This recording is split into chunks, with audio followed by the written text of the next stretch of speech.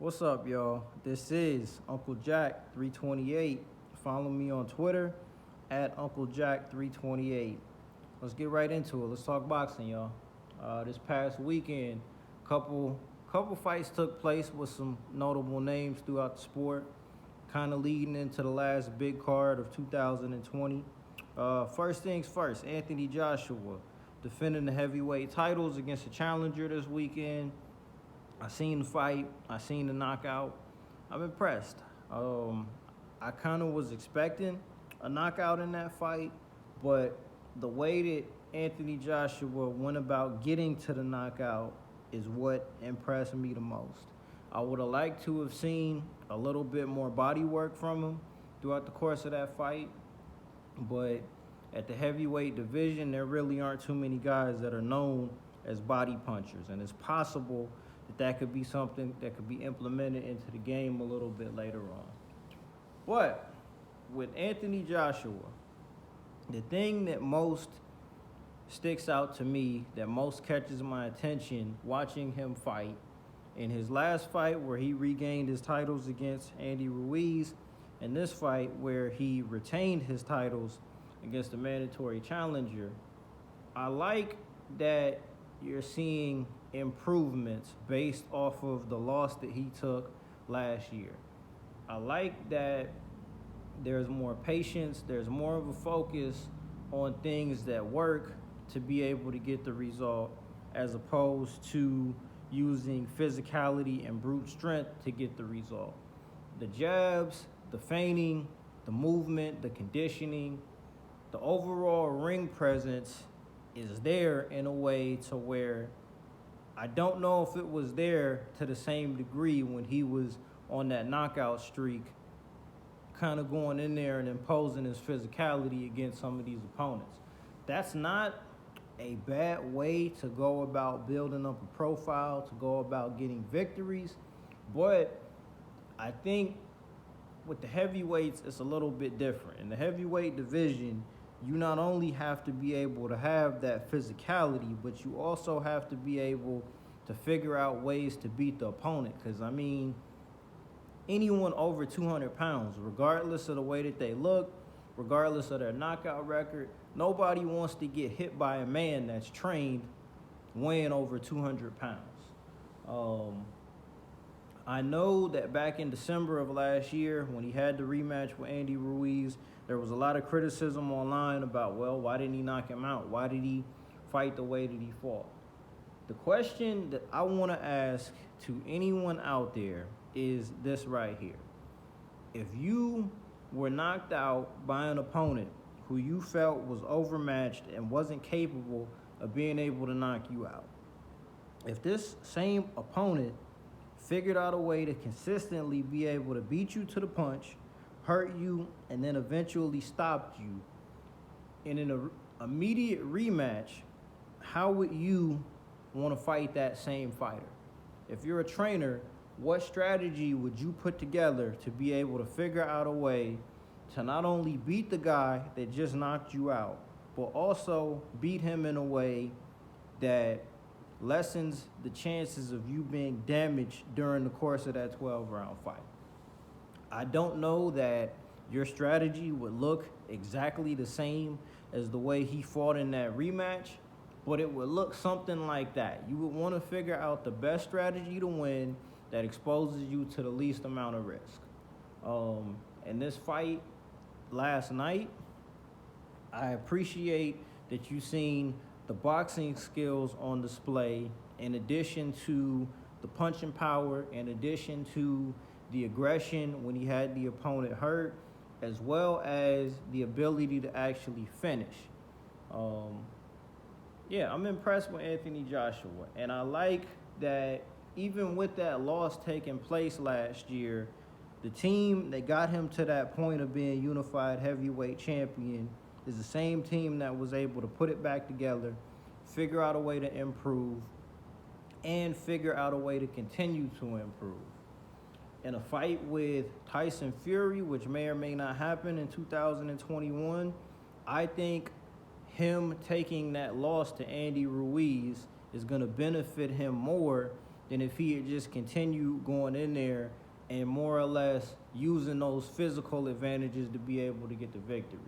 It allows him the opportunity to think and figure out ways to use the physical advantages to the best of their ability instead of just forcing whatever the result may be at the end of the fight or during the course of the fight.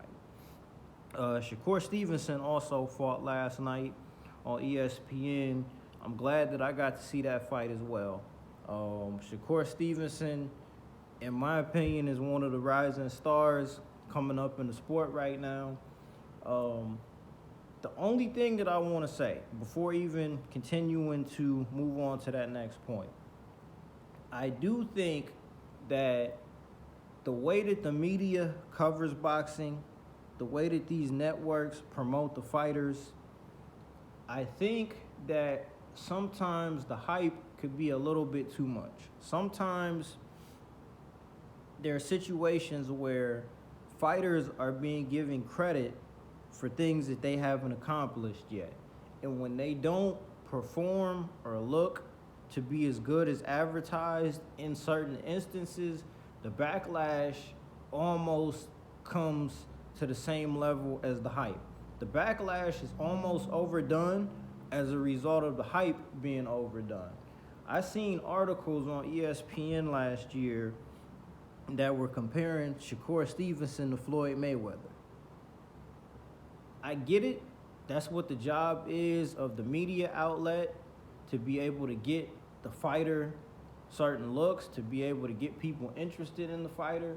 But you can't make that kind of comparison before certain benchmarks in a career end up being accomplished.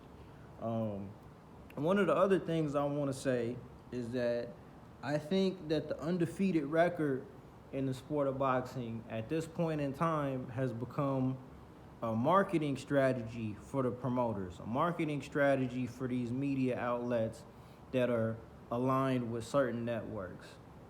An undefeated record in boxing means obviously that you haven't been beaten, but it should be more of a mark of who you fought or who you haven't fought. I know for a fact that in this modern era of boxing, the undefeated record was made into what it was from Floyd Mayweather. Aside from Floyd Mayweather, I would ask anyone who is not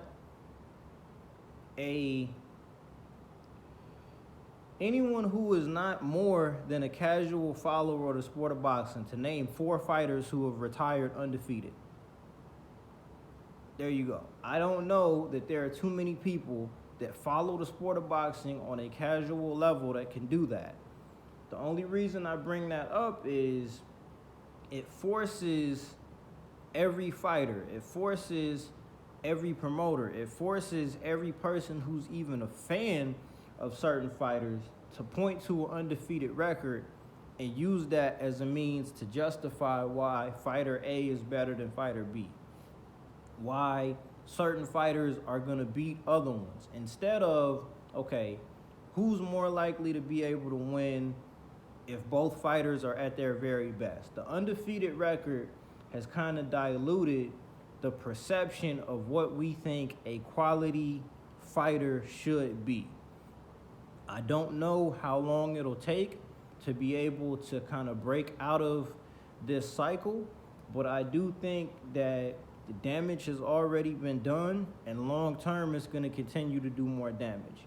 If there are fights that you want to see between certain fighters, if the two of them are undefeated at the time you want to see that fight, odds are you're either going to see that fight at a point in time where it's no longer as good as it could be, or, prime example, Deontay Wilder and Anthony Joshua.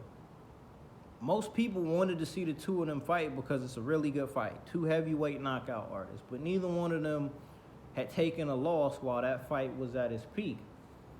I just kind of outlined reasons why I think Anthony Joshua is a better fighter now than he was at the time that fight was at its all-time peak in terms of hype. Now, obviously, Deontay Wilder took a loss to Tyson Fury, so that fight is no longer as big a deal mainstream as it could have been. But with that being said, does Anthony Joshua having one loss on his record make a fight between him and Tyson Fury any less of an event as it would be if he was still undefeated? In my opinion, no, it doesn't. That could be debated. If there's someone out there that thinks that I'm wrong, I would love to have that conversation. I bring that back around to Shakur Stevenson because I look at the performance he had last night against his opponent.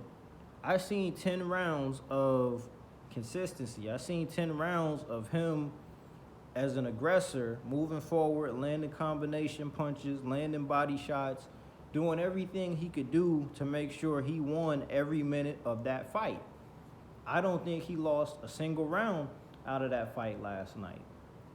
But because maybe you feel as though he didn't look as good as advertised or as good as he's been perceived to look, it makes him appear as though he's not as good as he actually is. Now, what I'm going to say is that I think at the very moment that I'm recording this video, Shakur Stevens might only be about 15, 16-0.